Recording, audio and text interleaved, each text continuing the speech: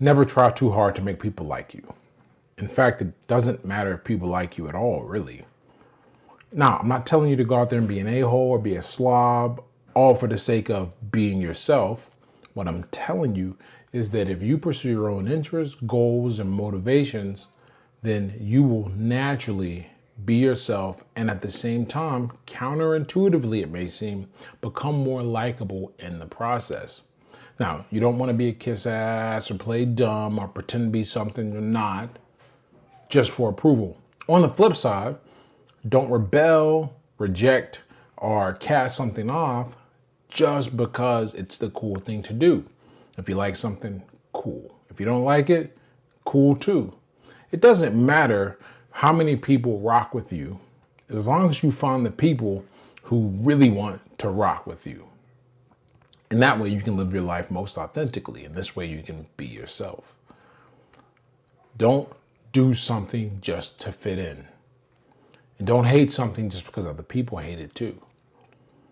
If you can live true to yourself and not hurt innocent people in the process, then you will also become a more likable person and you will easily be able to be yourself.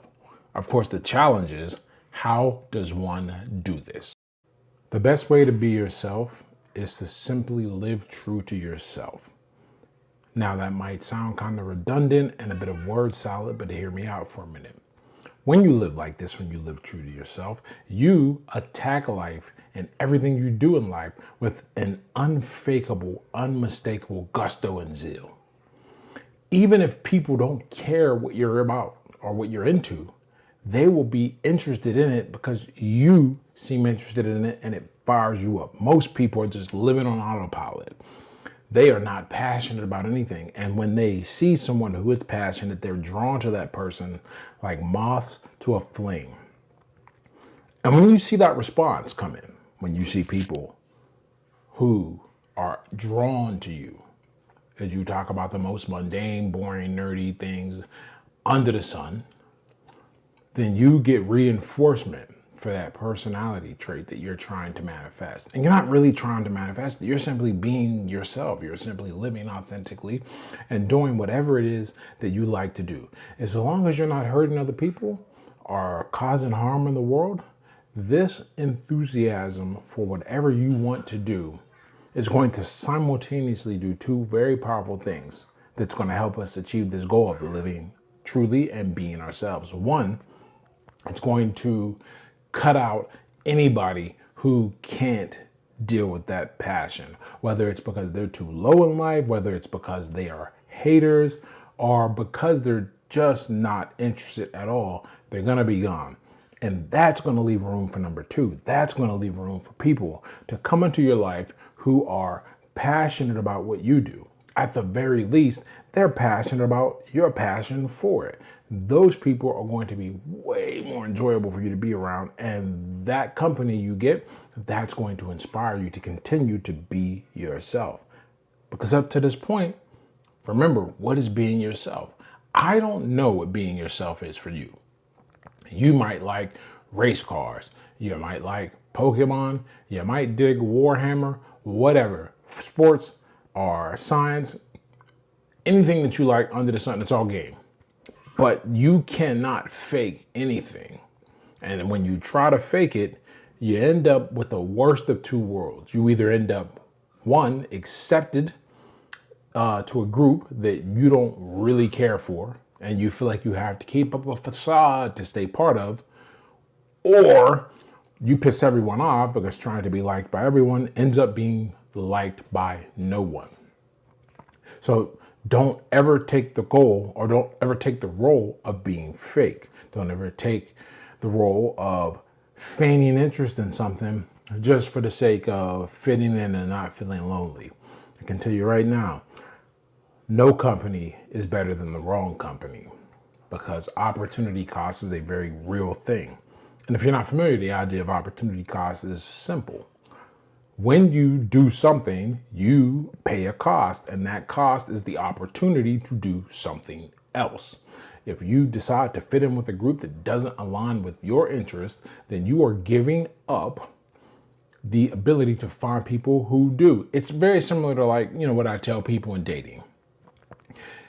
Every second spent with someone who is not your best match or an ideal match or someone you feel really passionate about, that's a second loss where you could meet the other person that would be a better match for you. So it's really prudent for you to cut off relationships that aren't good for you or that don't make you feel alive or you're not excited about, because eventually, time, those feelings very rarely increase and get to a level of pure passion. And your relationships with other people in a non-romantic way follow the same rule. If you end up spending time with people who you're not really into and they're not really into you, then you are missing out on finding the people who will work best for whatever your type of authenticity and being yourself is. Now, great processes produce great outcomes. The problem is tryhards and people who are fake, they focus on the outcome and they repel people in the process.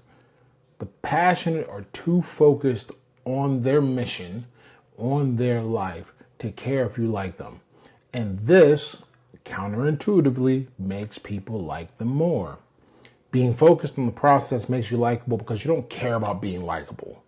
Being focused on the outcome makes you disingenuous because you only care about what other people think of you. This is why it's so important to never care what people think.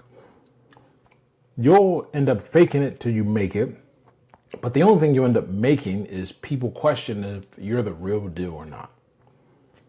This is why the political process is such a drag, man. It focuses on other people. It focuses on how people interpret their words, so they got to be careful with what they say. And it leads everyone to distrust politicians because they know that they're not being real. Rather than express yourself accurately and honestly, you'll worry too much if people hate what you say. It's impossible to be politically correct and authentic. Sometimes you gotta say some wild stuff that might piss some people off, but that's okay. As long as you're not purposely trying to be abrasive or purposely trying to reject people or purposely trying to just get a negative rise out of people, then every moment of realness repels the fakeness. And that is so powerful. And that clears up so much space in your life that it should be one of your top priorities as you grow into an adult and you continue to live your life. Okay? And harkening back to relationships, this is one of the reasons why, bad boys get that whole thing about, girls love them. Bad boys, real bad boys, they don't give a damn about what people think of them. That's why they end up being criminals and thugs. I mean, granted, there's other things that go into this, but the crux of the idea is that there is at least this very strong appearance of not caring what people think. At the very least, not caring what the majority of people think, the politically correct people think, and they just go after what they want. And that ends up making them irresistible. They live passionately and attention follows. Real not only recognizes real, but it also recognizes and repels fake. This is why being offensive for its own sake is repulsive. People can tell when you're just trying to get a rise out of people. If you want to be a troll, but trolls are ugly and they live alone. Now, here's the surest sign that you are living true and being yourself. You're polarizing. Now, in the pure sense of the word, I need you to understand what I'm saying here. I'm not saying that you're pissing people off intentionally. We already covered that. Polarization merely means that people have chosen to go one way or the other. They have either chosen to be with you or not with you. Not necessarily against you, but either they rock with you or they don't rock with you. Whether people love you or hate you, they will be envious of you because you go against the grain and stand for what you believe in, and you don't bow to the demands of the crowd, and you live life on your own terms. When you are polarizing, you no longer exist in the lukewarm middle. It's like food. Lukewarm food is disgusting. It's either hot are cold. Some dishes are better cold, some dishes are better hot, but almost nothing, especially nothing healthy, is better for you and tastes better lukewarm. If you want to go against the grain, don't worry about it. I know you're scared. I know you're worried about speaking your mind and people losing their shit over you. But let me tell you something. When you can do this, when you can speak from the heart, when you can say what's most important to you, when you can pursue what's most important to you, you have courage. You build courage. And that courage is like kryptonite to cowards. It is repulsive to those who toe the line, but it is magnetic to anyone looking for someone to lead or looking for someone to follow. You end up becoming a leader whether you want to or not. And that is a heavy responsibility. I kid you not. But if you embrace it, you gain something that very few people have and everyone wants. You become the master of your own life and your own thoughts. Now, I can't do it for you. All I can do is tell you that being yourself means that you do and say what you want. And I don't want you to do this if it hurts people. There's a certain responsibility that comes with this power. And when you live this way, you become invincible. There's nothing someone can hold over you. You own your flaws, but you also get to exert and extol your virtues. And that is why you need to be yourself. Now, in the course of being yourself, you will likely have to go through a developmental process. If you want to learn more about what real self-improvement looks like and why people are the most important thing in this process, check out this video right here, and I will see you next time.